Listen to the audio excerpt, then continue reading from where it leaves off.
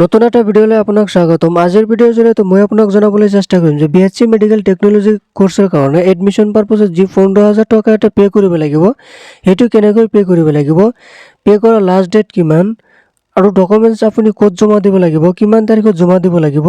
গতিকে এইটো ভিডিঅ'ত মই আপোনাক সম্পূৰ্ণ প্ৰচেছ, পে'মেণ্ট কেনেকৈ কৰিব লাগিব, ফুল প্ৰচেছ দেখুৱাম আৰু লাষ্ট ডেট কেতিয়া, কি ডকুমেণ্টছ জমা দিব লাগিব, সবিশেষ এইটো ভিডিঅ'ত মই আপোনাক জনাবলৈ চেষ্টা কৰিম। গতিকে ভিডিঅ'টো সম্পূৰ্ণ চাব।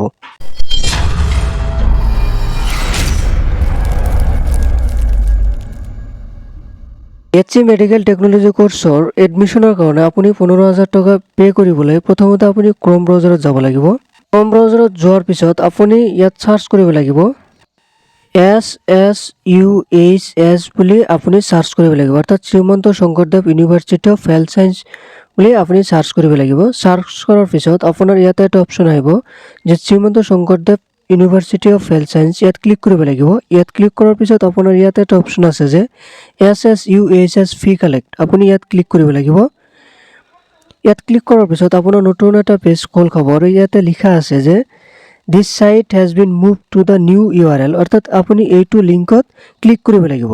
এইটো লিংকত ক্লিক কৰাৰ পিছত নতুন এটা পেজ খোল খাব আৰু ইয়াত বহুতো টাৰ্মছ এণ্ড কণ্ডিশ্যন দিয়া আছে। এইবিলাক টাৰ্মছ এণ্ড কণ্ডিশ্যনত আপুনি ইয়াতে টিক চিন মাৰি প্ৰচিড অপশ্যনত ক্লিক কৰিব লাগিব।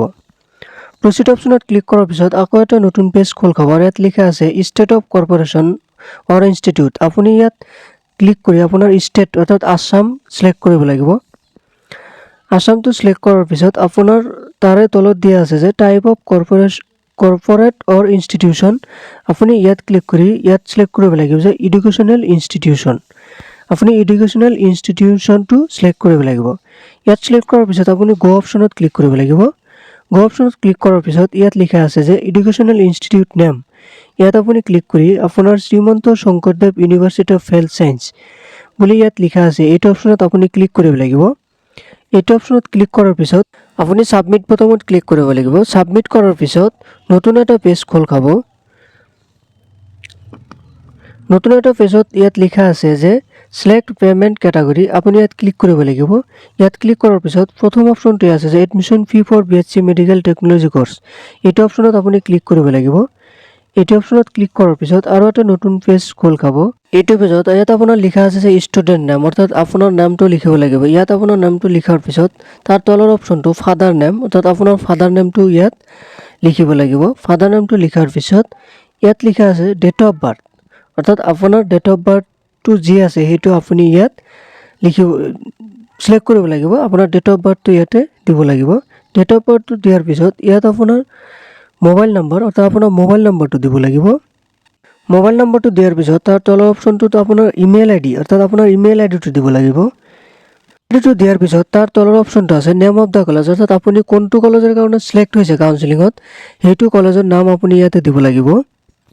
ছাপ'জ আপুনি গুৱাহাটী মেডিকেল কলেজ এণ্ড হস্পিটেলৰ কাৰণে চিলেক্ট হৈছে, গতিকে আপুনি ইয়াত লিখিব লাগিব যে Guwahati medical college and hospital, অৰ্থাৎ আপুনি চিলেক্ট হোৱা কলেজটোৰ নাম ইয়াতে লিখিব লাগিব। লিখাৰ পিছত তাৰপিছত কোৰ্ছটো চিলেক্ট কৰিব লাগিব যে আপুনি কাউন্সিলিঙৰ সময়ত কোনটো কোৰ্ছ কৰাৰ কাৰণে আপুনি চিলেক্ট হৈছিল, সেই কোৰ্ছটো আপুনি ইয়াতে চিলেক্ট কৰিব লাগিব।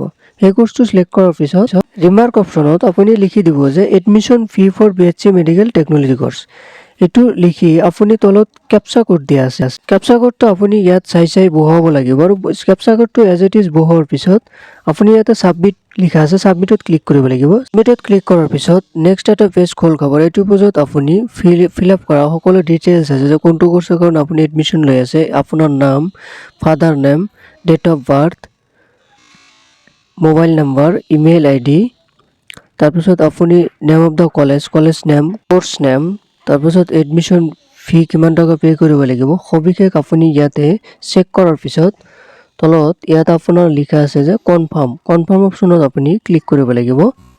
কনফাৰ্মত ক্লিক কৰাৰ পিছত নতুন এটা পেজ খোল খাব আৰু এইটো পেজত আপুনি পে'মেণ্ট কৰা অপশ্যনটো আহিব যে আপুনি কোনটো মাধ্যমেৰে পে'মেণ্ট কৰিব, ডেবিট কাৰ্ড, ইণ্টাৰনেট বেংকিং আদি অপশ্যন আহিব। আদি আপুনি যিটো মাধ্যমেৰে পে'মেণ্ট কৰিব বিচাৰে সেইটো আপুনি চিলেক্ট কৰি আপোনাৰ পে'মেণ্টটো সম্পূৰ্ণ কৰি ল'ব। পে'মেণ্টটো কৰাৰ পিছত আপোনাক এখন ৰিচিপ্ট দিব, সেইটো ৰিচিপ্টটো আপুনি ছেভ কৰি থ'ব লাগিব। B.Sc মেডিকেল টেকন'লজি কোৰ্ছৰ কাৰণে এডমিশ্যন ফি 15,000 অৰ্থাৎ 15,000 পে কৰা লাষ্ট ডেট হ'ল 2 জানুৱাৰী 2023। গতিকে আপোনালোকে এডমিশ্যন ফিটো 2 জানুৱাৰী বা তাৰ আগতে ভিডিঅ'টো দেখুওৱাৰ দ্বাৰা আপোনালোকে পে কৰি ল'ব। তাৰপিছত আপোনালোকে 6 বা 7 জানুৱাৰী তাৰিখে ইয়াত উল্লেখিত ডকুমেণ্টছ কেইখন লৈ আপোনালোকে Srimanta Sankardev university of health ছায়েন্সৰ অফিচলৈ যাব লাগিব। ডকুমেণ্টছ কেইখন হ'ল 1 নম্বৰত attested photocopies of all educational টেষ্টিমনিয়েলছ, 2 নম্বৰত attested photocopy of caste certificate, যদি কিবা কাষ্ট চাৰ্টিফিকেট থাকে সেইখন লৈ যাব লাগিব, 3 নম্বৰত attested photocopy of Aadhaar card, 4 নম্বৰত 2 copies of coloured passport size photograph, 5 নম্বৰত আপুনি পে'মেণ্ট কৰাৰ পিছত এখন ৰিচিপ্ট ওলাব, সেই ৰিচিপ্টখন আপুনি লৈ যাব লাগিব। 6 নম্বৰত field in admission form and form for identity card, admission form আৰু আইডেণ্টিটি কাৰ্ডৰ কাৰণে এখন ফৰ্ম আপুনি ফিল আপ কৰি লৈ যাব লাগিব। এডমিশ্যন ফৰ্ম আৰু আইডেণ্টিটি কাৰ্ডৰ ফৰ্মখন আপুনি Srimanta Sankardev university of health ছায়েন্সৰ অফিচিয়েল ৱেবছাইটৰ পৰা ডাউনলোড কৰি ল'ব পাৰিব। শেষত আপোনালোকলৈ এটাই ৰিকুৱেষ্ট যে যদি এইটো ভিডিঅ'ৰ জৰিয়তে আপোনালোকৰ কোনো ধৰণৰ হেল্প হৈছে তেন্তে এইটো চেনেল ছাবস্ক্ৰাইব কৰিব, কাৰণ এইটো চেনেলত ৰেগুলাৰ জব ৰিলেটেড আৰু এডুকেশ্যন ৰিলেটেড ভিডিঅ' আপলোড কৰা হয়। গতিকে আগলৈ এনেকুৱা ধৰণৰ জব ৰিলেটেড আৰু এডুকেশ্যন ৰিলেটেড ভিডিঅ' পাবলৈ এইটো চেনেল ছাবস্ক্ৰাইব কৰি ৰাখক। ধন্যবাদ।